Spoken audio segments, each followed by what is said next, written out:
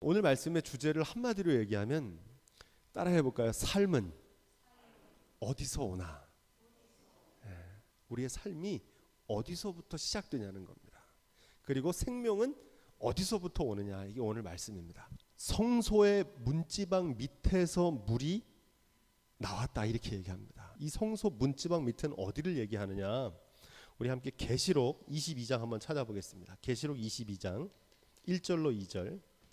이 에스겔과 동일한 비전을 이 사도 요한도 보는데, 이 사도 요한은 물이 어디서 나오느냐, 이 생수의 강이 흘러나오는데 하나님과 및 그 어린 양의 보좌로부터 물이 흘러나온다, 이렇게 얘기합니다.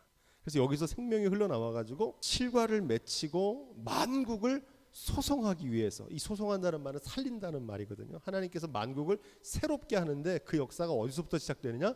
하나님과 어린 양의 보좌로부터 시작된다. 하나님의 보좌에서 솟아난 물이 성소로부터 나와서 세상 모든 만물을 살리는 생명의 물이 된다는 사실입니다.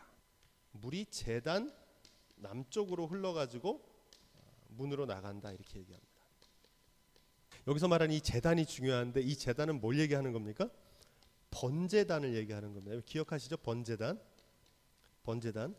이 성전의 가장 중앙에 있는 번제단인데, 이 번제단이 뭐 하는 거라고 그랬습니까?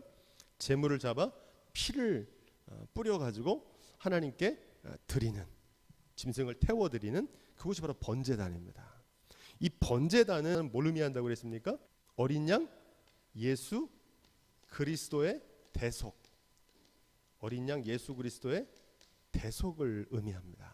이 성소에서 물이 흘러나와가지고 그 제단을 쫙 흘러가면은 그 제단에 얼마나 많은 피가 흘러내려왔겠어요. 그래서 그 피가 그 물을 타고 함께 흘러내려가서 뻗어나가는 그런 비전을 보시면 됩니다. 주님의 보혈의 강이 흐르고 있는 겁니다. 이렇게 생각하시면 돼요. 그죠? 성소에서 물이 나와가지고 번제단을 흘러서 거기 있는 모든 피를 씻겨서 그거를 함께 흘러나가는 거예요.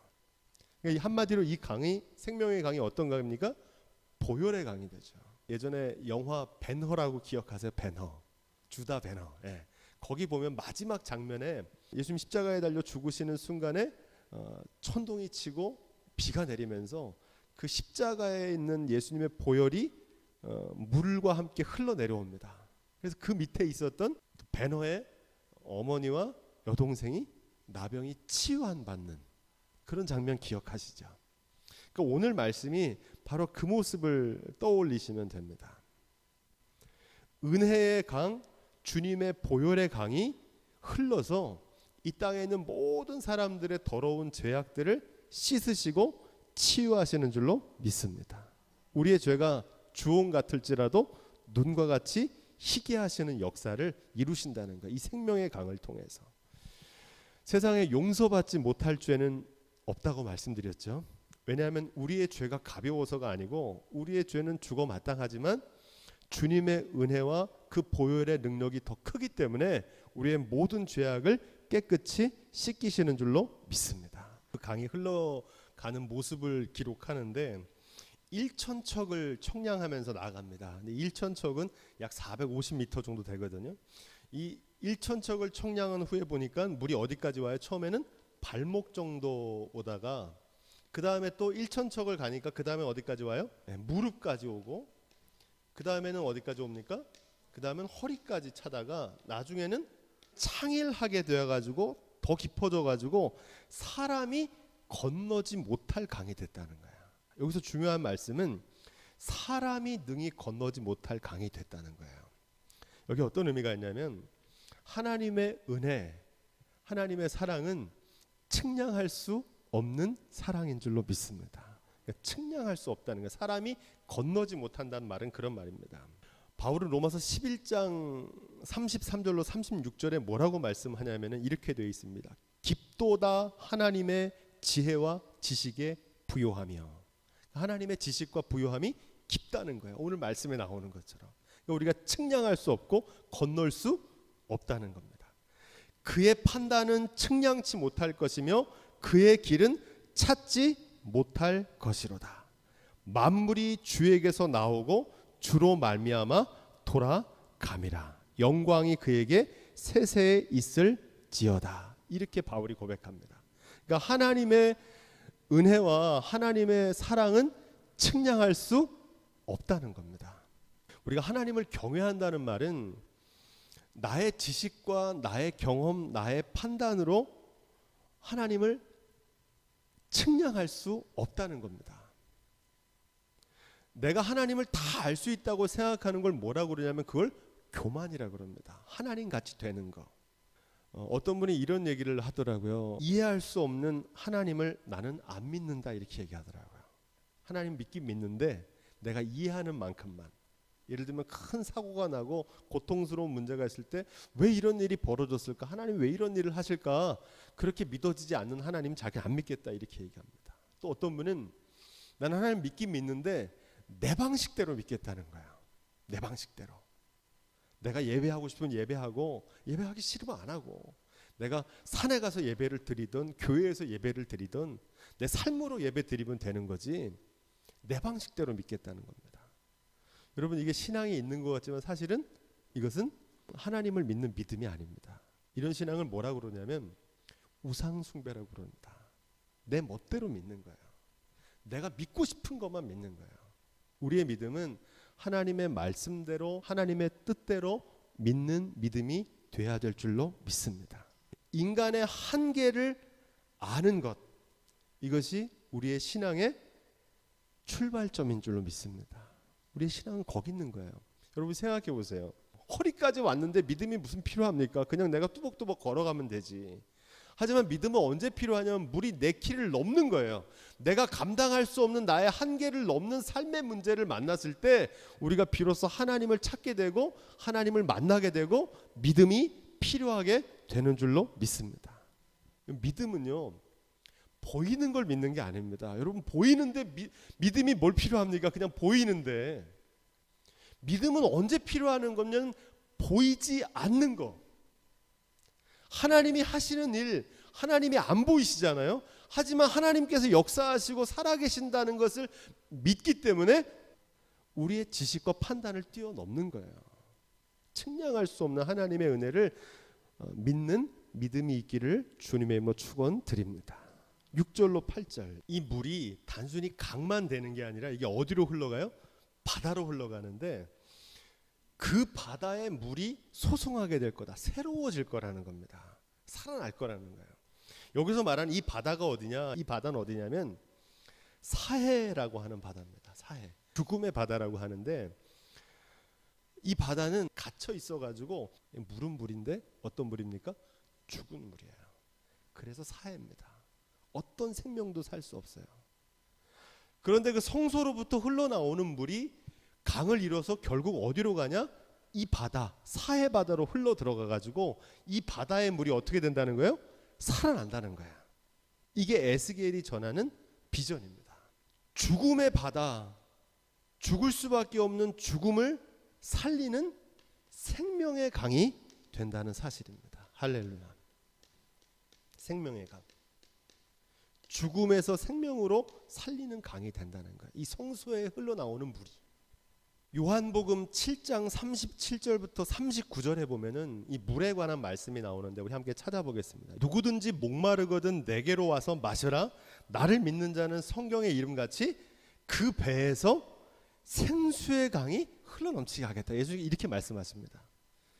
여기서 이 생수의 강은 뭐라고 나옵니까? 생수의 강은 성령이라고 그러고 합니다. 그럼 그 배는 뭘까요? 그 배, 이 사람의 배거든요. 사람의 배는 뭐를 뜻하냐면 욕심과 탐욕을 뜻합니다. 이 말씀은 무슨 말씀이냐면 예수 그리스도를 믿는 사람들은 그 배에서 생수의 강이 넘치게 된다는 거예요. 육체의 소욕과 욕심을 쫓아 살던 사람이 예수 그리스도를 믿는 믿음으로 욕심이 아니라 성령을 쫓아 나오는 생수의 강이 흘러 넘치게 되는 줄로 믿습니다. 그 얘기를 하는 거예요. 그런 변화가 나타나는 거예요. 욕심이 잉태한 즉 뭐를 낳습니까? 죄를 낳죠. 죄가 점점 자라나면 사망에 이르게 되죠. 이 사망을 뭐라고 합니까? 죽음이잖아요. 죽음. 욕심을 쫓는 삶은 결국 죽음에 이를 수밖에 없다는 거예요. 그런데 성령을 쫓아 살면 어떤 일이 벌어지느냐? 성령을 쫓아 살면 의를 이루게 되고 의로 말미암아 영원한 생명에 이르게 되는 줄로 믿습니다. 지금 이 얘기를 하는 거예요. 육심을 쫓아서 사망에 이를 수밖에 없었던 삶이었는데 이제 성령을 쫓아서 의에 이르러 영원한 생명에 이르게 되는 줄로 믿습니다. 예수 그리스도를 믿는 믿음으로. 제가 자주 말씀드리죠. 육체의 소욕은 성령의 소욕과 어떻게 된다고 그랬습니까? 반비례한다 그랬죠. 육체의 소욕, 세상적인 물질, 쾌락, 명예를 쫓는 이 욕심을 쫓는 이 배의 욕구를 쫓는 육체의 소욕을 쫓는 썩어질 것을 쫓는 것과 성령을 구하는 것, 하나님의 뜻을 구하고 사랑과 기쁨과 평화와 성령의 열매를 구하는 삶하고는 어떻게 된다고 그랬어요? 이게 반비례 된다고요. 이게 많아지면 이 성령의 역사가 적어지고 성령을 구하면 욕심은 떠나가게 되는 줄로 믿습니다. 그래서 이 생명의 강이신 예수 그리스도를 믿고 영접하면 어떤 변화가 나타나느냐? 그 배에서 생수의 강이 흘러 넘치게 되는 줄로 믿습니다. 오늘 이 강의하는 역사가 그거예요. 죽음에 가득한, 죽음으로 가득할 수밖에 없는, 계속 물만 받아들이고 물을 흘려보내지 않는 이 사해와 같은 죽음의 바다가 이 성소로부터 흘러나오는 물, 제단을 통해서 흘러나오는 물을 통해서 그 바다가 다시 어떻게 돼요? 살아나는 거예요. 할렐루야. 우리 삶에도 예수 그리스도를 통해서 이런 살아남의 역사, 생명의 역사, 성령의 역사가 나타나기를 주님의 이름으로 축원드립니다. 만물이 물로 살아나는 것처럼 사람의 생명은 하나님의 말씀, 곧 하나님의 성령으로 살게 되는 줄로 믿습니다. 요한복음 4장 14절 이와 비슷한 말씀이 나오는데 우리 함께 찾아보겠습니다. 내가 주는 물은 영원히 목마르지 않고 그 물은 어떻다고 그래요? 영생하도록 솟아나는 샘물이 되게. 이 말씀을 예수님께서 누구하고 하셨냐면 우물가에 물을 기르러 나온 여인, 우물가의 여인하고 예수님께서 대화를 나누십니다. 그러면서 그 여인에게 남편을 데리고 오라고 할 때 그 여인이 난 남편이 없습니다 이렇게 얘기합니다. 사실은 남편이 5이 있었어요. 쭉 얘기가 진행되다 예수님께서 뭐라고 말씀하시냐면 하나님께 예배하는 날이 오나니 신령과 진정으로 예배할지니라. 이 말씀의 결론이 그렇게 끝나요. 그러니까 뭐에 대한 말씀으로 끝나요? 예배에 관한 말씀으로 끝납니다. 물로 시작했다가 예배로 끝나요. 여기서 말하는 남편은 누굴 얘기하냐면 그 여인이 지금까지 섬기고 믿고 따랐던 예배의 대상들을 얘기합니다. 한마디로 그가 섬겼던 우상들이에요. 그런데 거기서 참된 생명이 있었습니까? 없었습니까? 없었어요. 계속 목마른 거예요. 마셔도 목마른 거예요. 세상의 욕심과 자랑과 명예는요 아무리 채워도 채울 수가 있다고 그랬습니까? 없다고 그랬습니까? 없어요. 그래서 그 이름이 뭐냐면 무저갱입니다. 무저갱. 이 지옥에 따른 이름인데 무슨 뜻이냐면 바닥이 없다는 거예요. 바닥이 없으니까 채워도 채울 수 있습니까? 없습니까? 없어요. 욕심이 끝이 없어요. 만족이 없고요. 감사가 없고 기쁨이 없어요. 지금 이 우물가의 여인이 그랬던 거예요. 그래서 영적으로 목말랐던 거예요. 그래서 예수님께서 내가 영원히 목마르지 않는 샘물을 주겠다. 그 샘물을 뭐라고 말씀하시냐? 하나님께 신령과 진정으로 예배드리게 하겠다.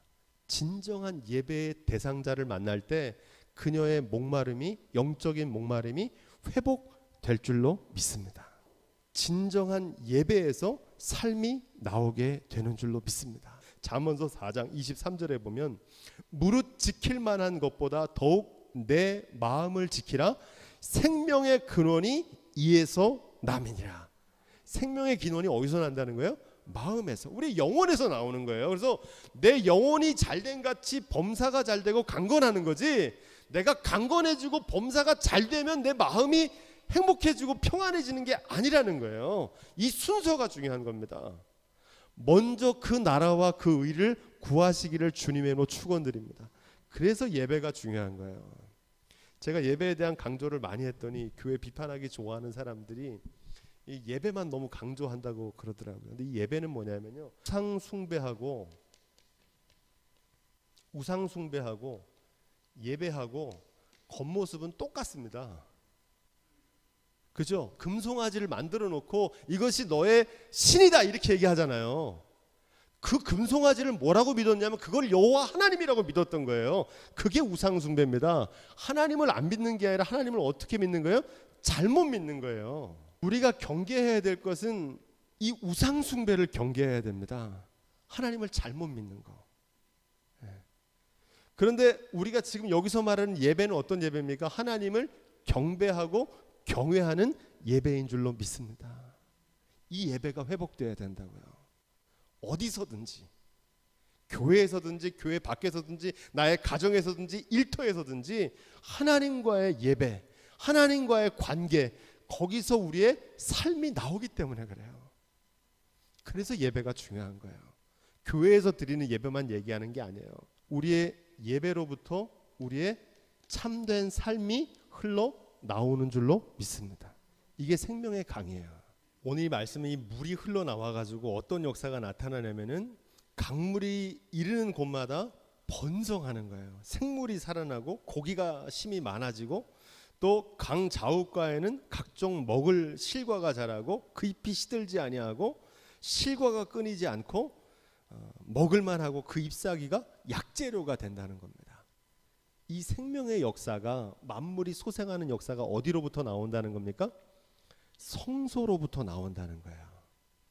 아까 성소로부터 물이 나와가지고 죽은 바다를 살리고 병든 것과 모든 죄악을 깨끗하게 씻기고 뿐만 아니라 만물이 그 성소로부터 나온 물로 인해서 소생하게 되는 줄로 믿습니다. 이 비전을 얘기하고 있는 거예요.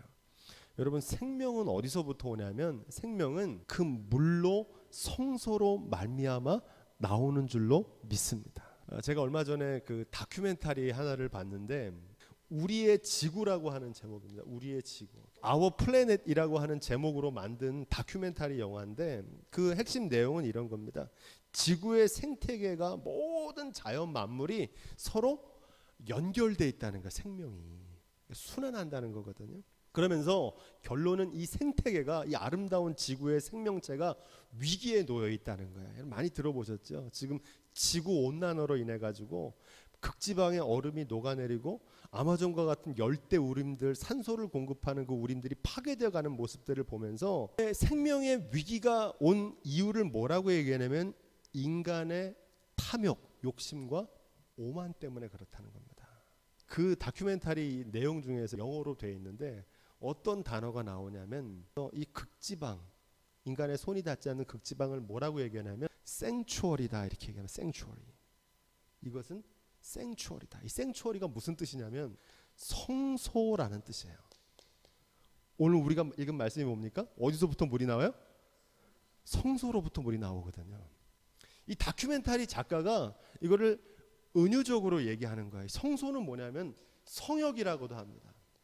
인간이 범접해서는 안 되는 하나님의 영역이라는 거예요. 인간들이 성장이라는 명목하에 이 오지를 훼손하는 거예요. 바다 해양 자원들을 막 갈취하니까 결국 바다가 황폐해지고 그게 돌고 돌아가지고 전 인류와 지구가 고통받고 있다는 거예요. 그러면서 이 오지, 인간의 손이 닿지 않도록 보존해야 될 오지를 뭐라고 그러냐? 생추어리라 그러더라고요. 생추어리. 바로 성소로부터 모든 생명이 나온다 할 때 이 성소가 뭐라고요? 영어로 생추어리입니다. 생추어리. 생추어리. 이게 뭐냐면 하나님의 자리예요. 우리가 손대면 안 되는 거거든요. 그런데 인간이 교만해지고 욕심이 많으면은 성소를 가리질 않아요. 인간의 교만과 욕심이 끝이 없거든요. 돈 되는 일이라고 하면은 무슨 일이라도 저질러요. 손대면 안 되는 것까지 손대는 거예요. 그래서 다시금 지구가 살아나는 자생력이 있는데 그건 뭐냐면 다시 극지방과 해양과 밀림을 인간이 잘 보존하면 다시 자연은 살아나더라고요. 여러분 만물은 어디서부터 옵니까? 성소로부터 하나님께로부터 나오는 줄로 믿습니다. 그 얘기를 하는 거예요. 이 말이 어디 나오냐면 여러분 이번 주에 큰 사건이 프랑스에서 있었잖아요. 노트르담 대성당이 불이 났잖아요. 이 노트르담 대성당은 그 역사적으로도 의미가 있지만 이 대성당이 어디 나오냐면 노트르담의 꼽추라고 하는 빅토르 위고라고 하는 사람이 썼는데 그 노트르담 성당을 배경으로 하는 겁니다. 거기에 이 생추얼이라는 단어가 나오는데 어떤 집시 여인이 콰지모도가 무슨 뜻이냐면 반신불수란 뜻입니다. 그러니까 곱사등 불편한 아기를 낳아요. 그러니까 예나 지금이나 그런 아이가 나오면은 이게 좋지 않다고 해서 죽이려고 그러거든요. 그랬더니 그 집시 어머니가 어디로 도망가냐면 이 노트르담 대성당 밑으로 도망갑니다. 그래서 거기까지 쫓아와서 군인들이 잡아 죽이려고 하니까 그 대성당을 지키는 사제가 뭐라고 얘기하냐면 생추어리 이렇게 소리칩니다. 그게 무슨 얘기냐면 이곳은 성소다. 성소 불가침. 하나님이 계신 곳이기 때문에 거기서 사람을 죽이면 됩니까 안 됩니까? 안 되겠죠. 거룩한 곳이기 때문에. 그래서 그 콰지모도가 극적으로 살아남아서 그 성당에 있는 종치기를 합니다. 그러다 세월이 지나가지고 이 콰지모도가 에스멜다라고 하는 집시 여인을 사랑하게 되는데 이 집시 여인이 누명을 써가지고 화형을 당하게 됐어요. 이 콰지모도가 힘이 세거든요. 그래서 그 여인을 데리고 어디로 도망가냐면 노트르담 대성당으로 도망갑니다. 탑 높은 데로. 그러면서 뭐라고 가면서 도망가냐면 생추어리 이렇게 소리 지릅니다. 뭐냐면 이곳은 뭐라는 거예요? 성소다. 오늘날 여러분 성소가 있습니까 없습니까? 없어요. 오늘날 사람들은요 인간의 권리를 주장하면서 성소까지 들어가는 걸 주저하지 않습니다. 거룩한 게 없어요. 그죠? 하나님의 자리가 없어요. 내가 다 할 수 있다고 생각하고 내가 모든 것을 다 권한을 행사할 수 있다고 생각합니다. 오만과 독선이죠. 사실 성소는요 하나님을 위한 것이 아니라 인간을 위한 구별된 피난처입니다. 원래 이 성소라는 개념이 안식처라는 의미거든요. 생추얼이라는 게 지켜져야 되는 거죠. 노트르담의 꼽추라고 하는 이 작품은 빅토르 위고가 언제 쓴 거냐면 프랑스 대혁명이 일어났어요.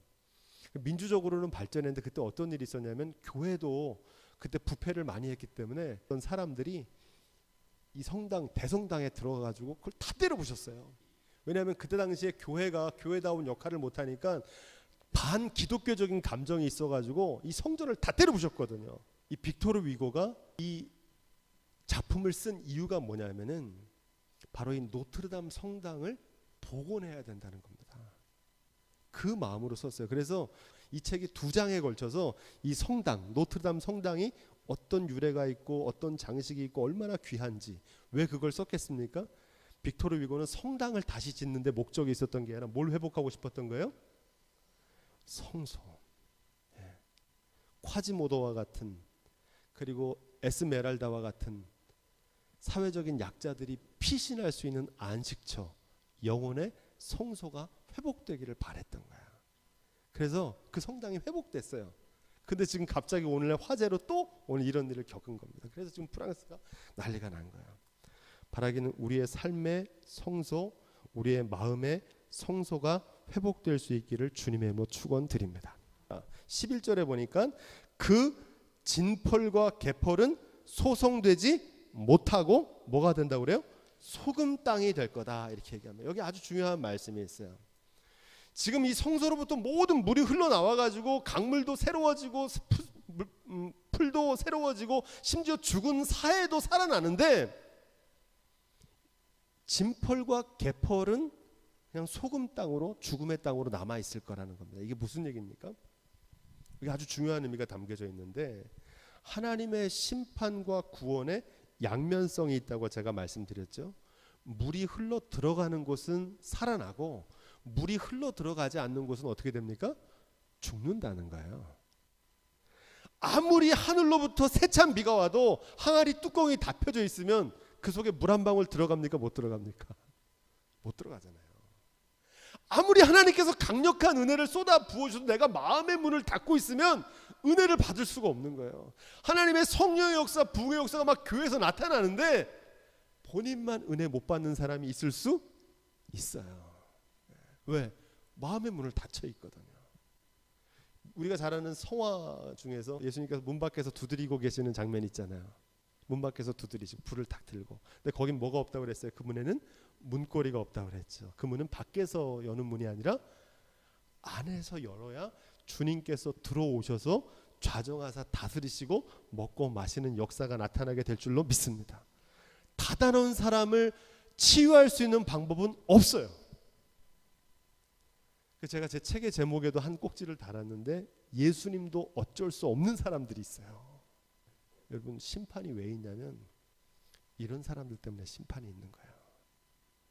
그 사람들은 세상에서는 못 바꿔요. 그래서 마지막에 어떻게 됩니까? 심판을 받는 거예요. 그 심판이 있는 거예요. 바라기는 그 심판이 오기 전에 아직 기회가 있을 때 빨리 깨닫고 돌아올 수 있는 은혜가 있기를 주님의 이름으로 축원드립니다. 그러면 돼요.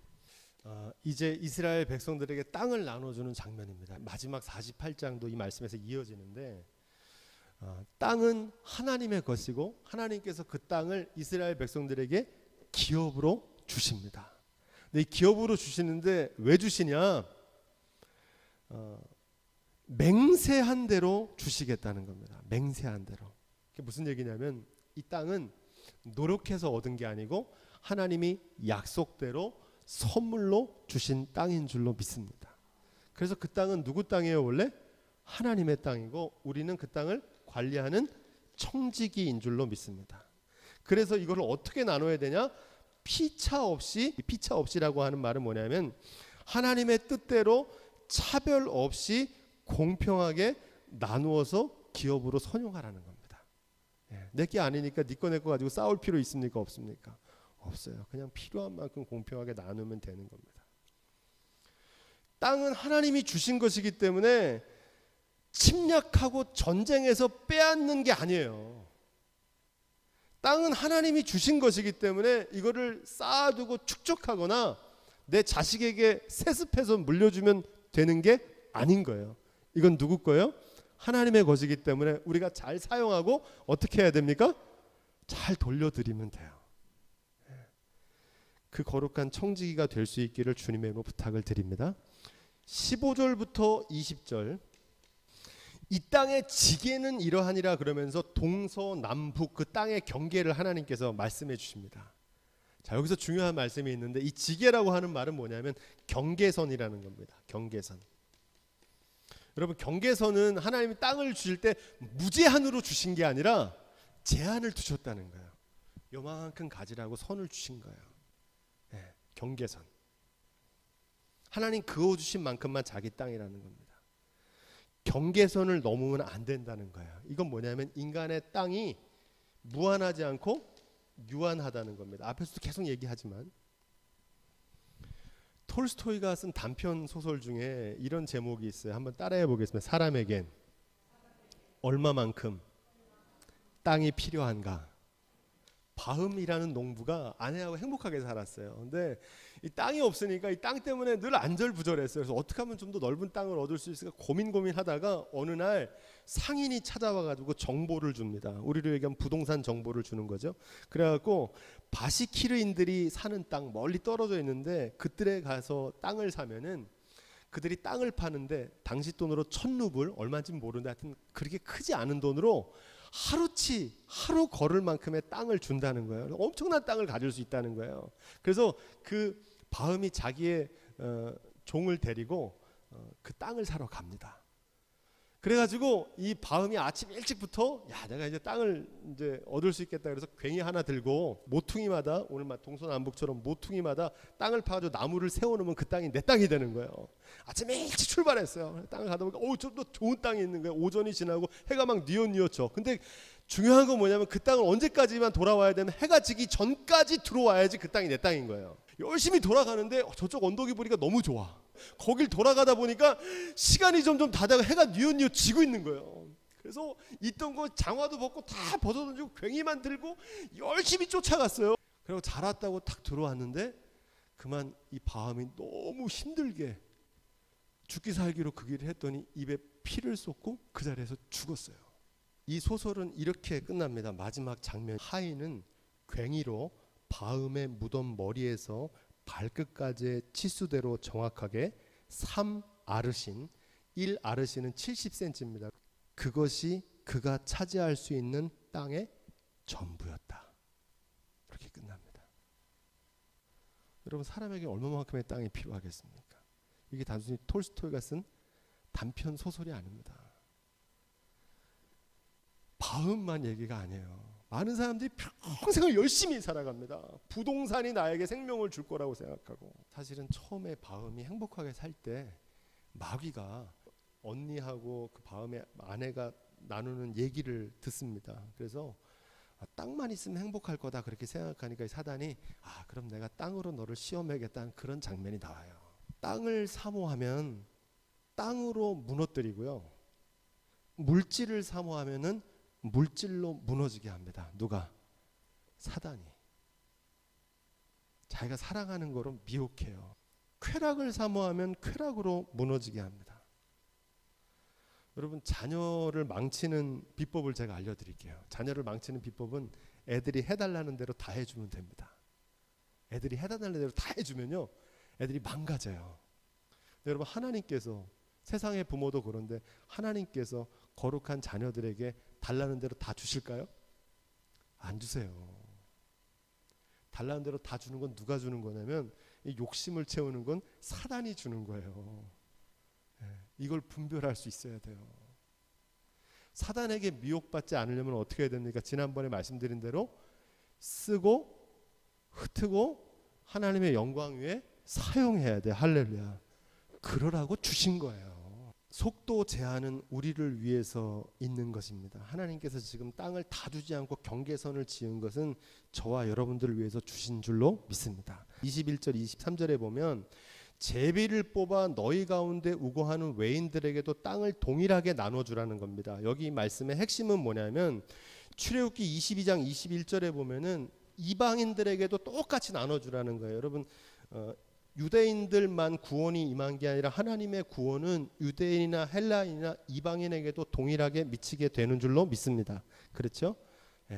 하나님의 뜻대로 행하는 사람, 직분으로 구원받는 게 아니고 혈통으로 구원받는 게 아니고 오직 하나님을 믿고 섬기는 사람, 이방인들에게도 동일한 복음이 미치게 되는 줄로 믿습니다. 그 얘기를 하는 겁니다. 그러면서 땅을 외인들에게도 똑같이 나눠주라는 거예요. 여기서 중요한 말씀은 뭐냐면 선민의식, 특권의식, 유대인들이 이런 게 있었거든요. 이거 버리라는 겁니다. 유대인들만이 아니고 이방인 외인들에게도 똑같이 나눠주신다는 거예요. 왜 그러냐? 출애굽기 22장 21절에 보면 제가 읽어드리겠습니다. 너는 이방 나그네를 압제하지 말며, 누구를 압제하지 말라고 그래요? 나그네. 왜 압제하지 말라고 그러냐면 그들을 학대하지 말라. 따라해 보겠습니다. 너희도 애굽 땅에서 나그네였음이니라. 지금은 내가 주인이지만 딴 때는 나도 월급 받고 일하던 나그네였다는 걸 잊지 말라는 거예요. 그러니까 나그네를 어떻게 하라는 거예요? 선대하라는 겁니다. 이걸 교회적으로 얘기하면 텃세 부리지 말라는 겁니다. 텃세가 뭡니까? 텃세. 제가 국어사전에 찾아보니까 이렇게 되어 있더라고요. 먼저 자리 잡은 사람이 뒤에 들어오는 사람에 대하여 가지는 특권의식. 여러분, 이런 거 있으면 됩니까? 안 됩니까? 교회에 이런 거 있으면 안 돼요. 그 사람이 뭐 열심히 하려고 그러면 자기가 뭘 하겠다고 열심히 해. 우리가 여기서 미리 한 게 얼만데요? 이러면서 그런 마음을 갖고 있는 사람들이 있어요. 뭘 생각 못하는 거예요? 자기도 나그네였던 걸 생각하지 못하는 거예요. 그러면 안 된다는 겁니다. 마태복음 18장 23절에 있는 말씀, 이 말씀으로 마감하려고 합니다. 여긴 유명한 말씀, 여러분 아는 말씀이에요. 1만 달란트 빚진 사람이 있습니다. 1만 달란트. 그렇죠? 1만 달란트는 어느 정도 되냐면은 계산이 안 되는 갚을 수 없는 돈을 빚을 졌어요. 그런데 그 사람을 탕감을 해줍니다. 탕감이 뭡니까? 빚을 없애준 거예요. 자유를 줬어요. 그런데 이 탕감받은 사람이 집으로 돌아가다가 200데나리온 어느 정도 금액이냐면 뭐 몇백만 원 되는 금액이에요. 갚을 수 있는 돈이거든요.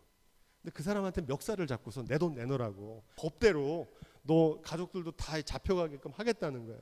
그 얘기를 누가 들었어요? 탕감해준 주인이 들은 거예요. 내가 너를 불쌍히 여긴 같이 너도 내 동관을 불쌍히 여김이 마땅치 아니하고 주인이 노하여 그 빚을 다 갚도록 저를 옥졸에게 붙였다는 겁니다.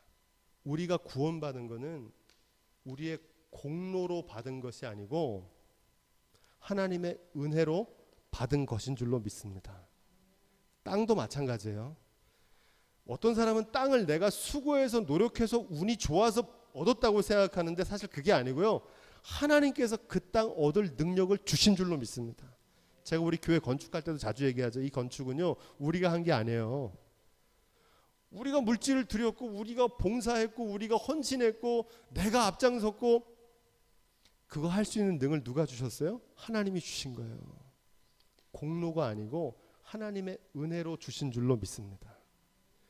그래서 은혜로 받은 거기 때문에 은혜 받은 자면 은혜 받은 대로 은혜를 베풀라는 겁니다. 그런 사람들이 어떠냐면 자기 받은 은혜는 나는 은혜로 받았는데 다른 사람한테는 은혜를 안 베풀려고 그래요. 이기심이에요. 이기심.